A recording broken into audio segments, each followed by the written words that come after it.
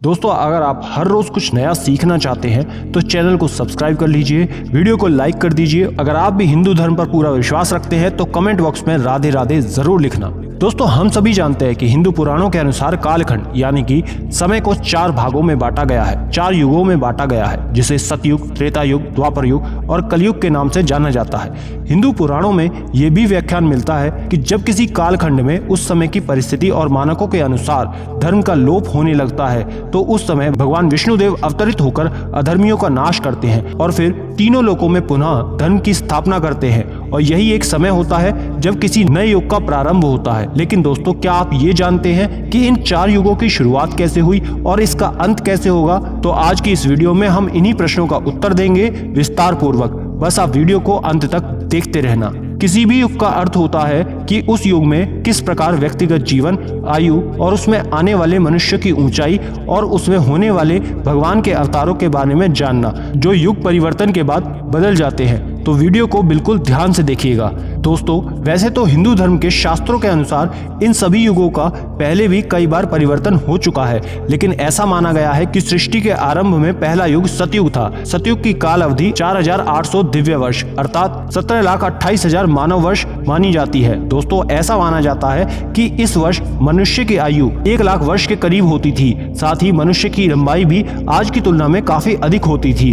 इस युग में पाप की मात्रा 0% थी, यानी कि सीधे शब्दों में कहा जाए तो इस युग में पाप की मात्रा ना के बराबर होती थी। इस युग में यानी कि सतयुग में पुण्य की मात्रा 100% थी, मतलब कि इस युग में पुण्य को सबसे अधिक महत्व दिया जाता था। फिर भी इस युग में भगवान विष्णु के मत्स्य, वाराह, नरसिंह, कूर्म जैसे अवतार लिए थे। अब प्रश्न ये आ जाता है कि जब इस युग में पाप ही नहीं था तो इस रूप को उन्होंने क्यों लिया? तो इसका कारण ये है कि जब परमपिता ब्रह्मदेव ने इस सृष्टि की रचना की थी तब उस समय देवों, मनुष्य, नागों, गंधर्वों आदि के साथ साथ दैत्यों की भी उत्पत्ति की थी ताकि सृष्टि का संतुलन बना रहे। और इसी संतुलन को बनाए रखने के लिए सतयुग में श्रीहरि, शंखासुर, हिरण्याक्ष दैत्य हिरण्यकश्यप का वध करने के लिए विभिन्न अवतार में अवतरित हुए।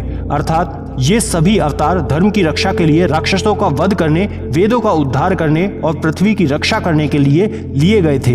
हिंदू धर्म के ग्रंथ की माने तो चूंकि मनुष्य उस समय अपने विकास की ओर बढ़ रहा था, अर्थात मनुष्य जानवरों से विकसित होते होते धीरे धीरे अपने वास्तविक रूप में आ रहा था। इसके अलावा श्रीहरि के ये सारे अवतार मानव के विकास का प्रतीक भी माना जा सकता है। अब प्रश्न ये है कि सतयुग का अंत कैसे हुआ? तो आपको बता दें कि जब राजा दशरथ के यहाँ भगवान विष्णु का जन्म राम जी के रूप में होता है, तभी सतयुग की काल अवधि पूर्ण हो चुकी थी और राम जी के जन्म के बाद एक नया युग आया जिसे त्रेता युग के नाम से जाना गया।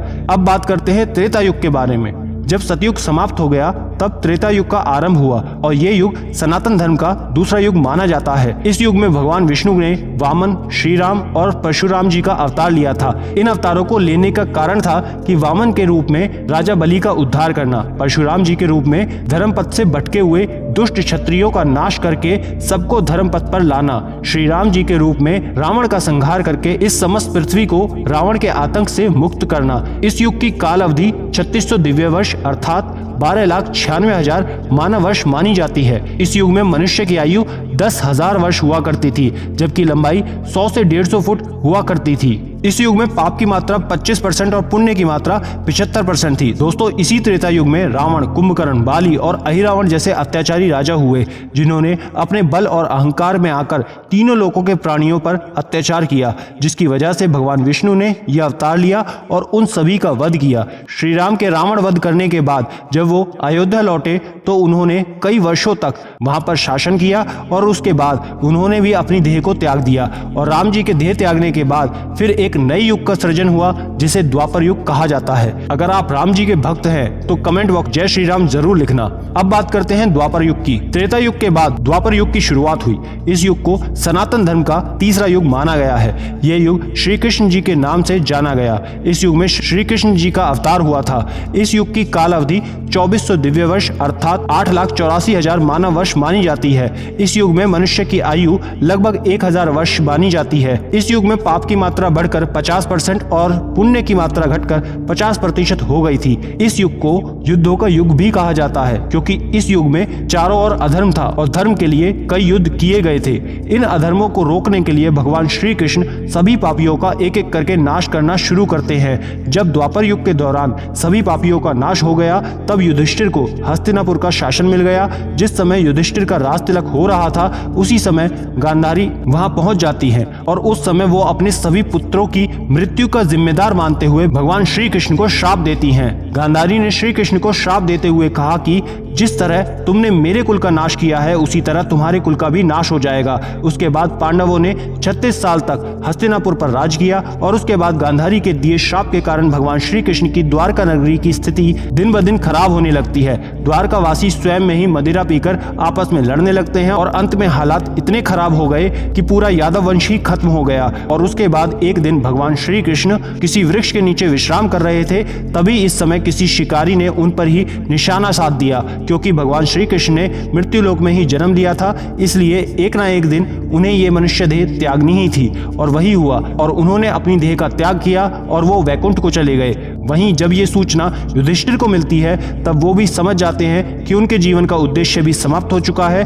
द्वापर युग अपनी समाप्ति पर था और कलयुग का आरंभ होने वाला था। इसी बात को ध्यान में रखते हुए युधिष्ठिर ने हस्तिनापुर का राज परीक्षित को दे दिया और स्वयं चारों भाई और द्रौपदी के साथ हिमालय की ओर अपनी अंतिम यात्रा पर निकल जाते हैं। और पांडवों का हस्तिनापुर से निकलते ही कलयुग का आरंभ हो जाता है। कलयुग द्वापर युग के समाप्त होने के बाद अर्जुन के पौत्र राजा परीक्षित के शासनकाल में कलयुग की शुरुआत हुई।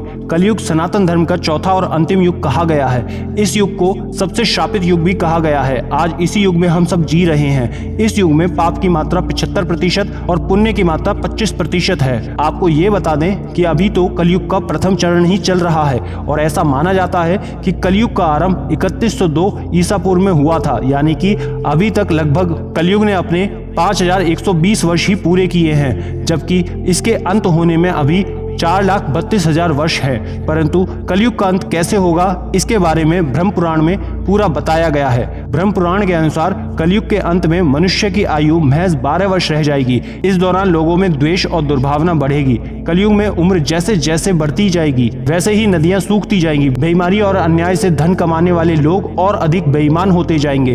धन कमाने के लोभ में वो दूसरे लोगों की जान तक ले लेंगे। सभी धार्मिक कार्य करना मनुष्य बंद कर देगा। गाय दूध देना बंद कर देगी।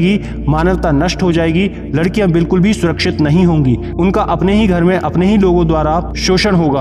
अपने ही घर के लोग उसका व्यभिचार करेंगे। सभी रिश्ते खत्म हो जाएंगे और जब आतंक अपने चरम सीमा पर होगा, तब विष्णु भगवान कल की अवतार लेंगे और पृथ्वी से समस्त अधर्मियों का नाश करेंगे। और फिर उसके बाद एक बार फिर से एक नई युग सतयुग का आरंभ होगा। आपको ये बता दें कि ये युग परिवर्तन का 22वां चक्र चल रहा है और वर्तमान युग के समाप्त होने के बाद ये अपने 23वें चक्र में प्रवेश करेगा। अगर आपने वीडियो यहाँ तक देखी, जानकारी पसंद आई, तो वीडियो को एक लाइक जरूर करें। कमेंट बॉक्स में राधे राधे लिखें। चैनल पर पहली बार आए हैं तो सब्सक्राइब कर लीजिए। ऐसी जानकारियां आपको हमेशा मिलेंगी। राधे राधे।